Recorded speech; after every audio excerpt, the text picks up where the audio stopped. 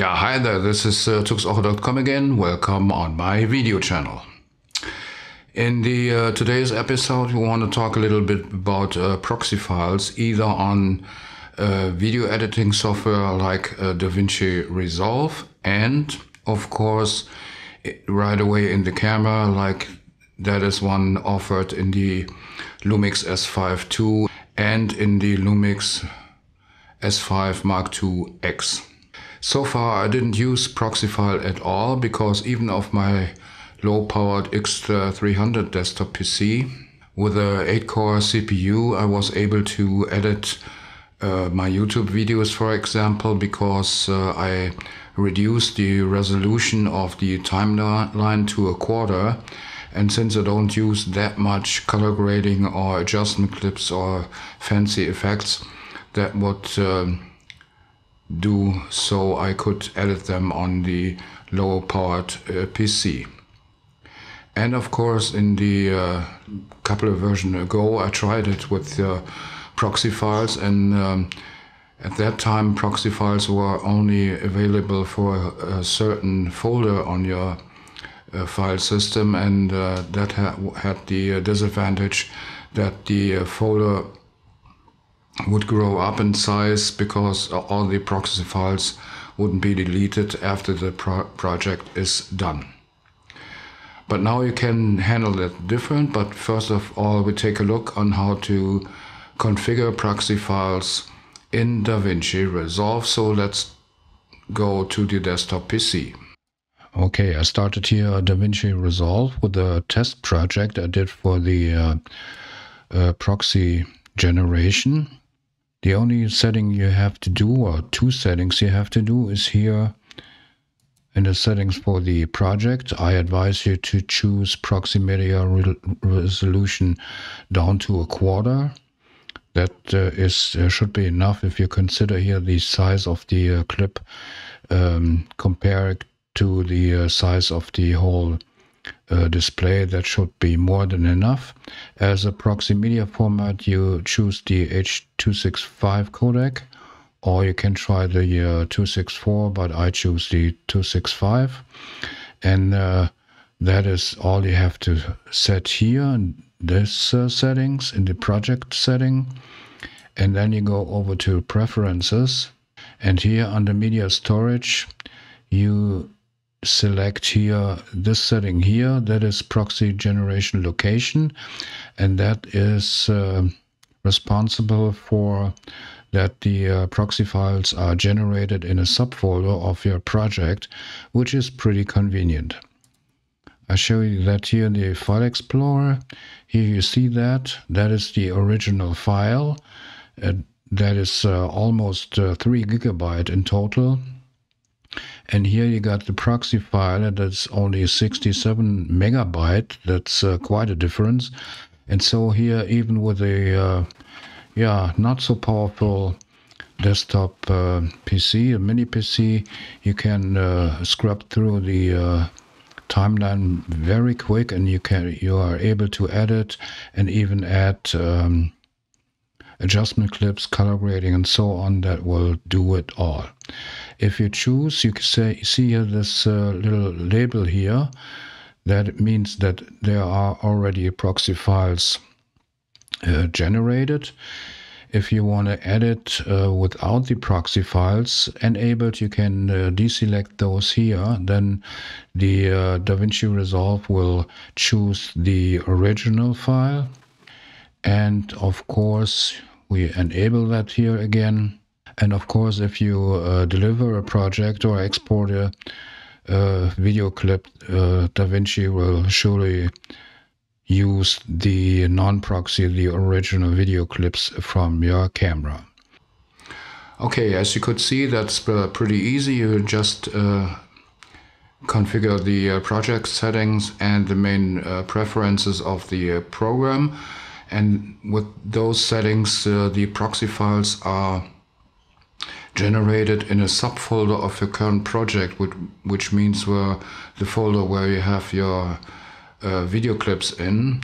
And that is pretty convenient, because if you are ready with the project, you may be archiving this project to a NAS or other file system, and then you can skip the proxy files, and then after that you can delete the whole project and don't have to worry about the proxy files eating up disk space. The main reason to think about using proxy files were of course the new S5 series of Lumix cameras, which offer open gate video clips, and open gate is a little bit too large for my low power desktop PC so it has some issues with skipping around, and the timeline is not you can skip or scrub through the timeline very fluently, so I consider to use proxy files again. And now the proxy files I'm using, even with OpenGate, it's pretty fluid in the workflow even of my low power desktop PC. Of course I could use the desktop PC here behind me, but mainly I added with the low powered one, so I can use that with the proxy files.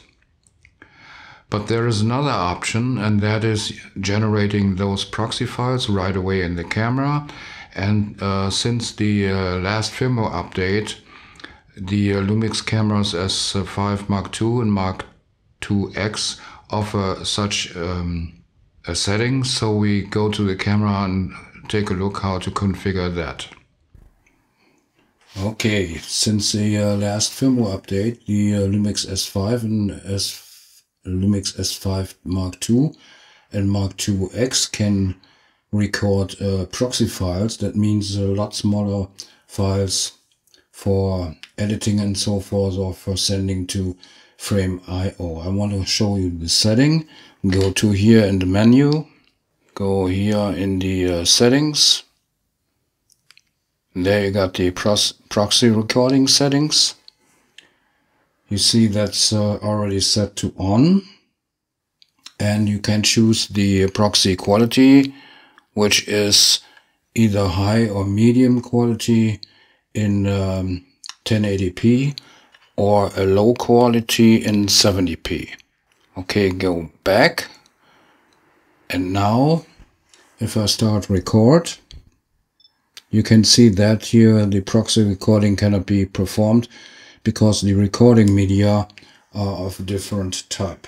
Okay, let's draw the SD card, pull that out, and insert a second card with the same as the regular card I use for video recording, the Kingston 128 gigabyte. And if I press record now, you can see that I can record proxy files and of course the 4K video file on the different SD cards, which means that the regular file is on the SD card on number 1 and the proxy files are on number 2. As you could see, that's pretty easy to configure the clip recording for using proxy files at the same time.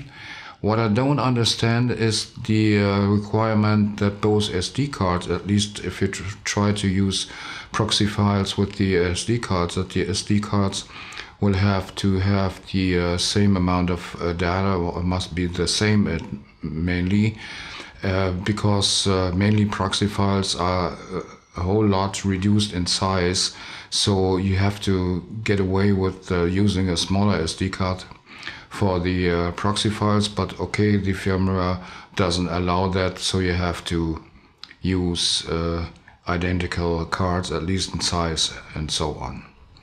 But after that you can copy the generated file or in-camera generated proxy files to a subfolder of your project. Rename that subfolder to proxy, and if you start, then DaVinci Resolve automatically knows that those video clips have proxy files on that. You don't have to generate them, you can use them right away out of the box, and that is pretty convenient. And here the same is true, of course, after the project is done.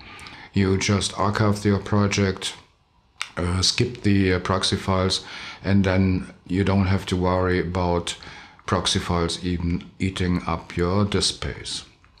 But you have to consider that the option to record proxy files at the same time is limited to certain resolution, so you can't use this option at the same time you record, for example, OpenGate or those 5.9 resolution video clips. You can do it mostly only with the 4K video clips and lower resolution.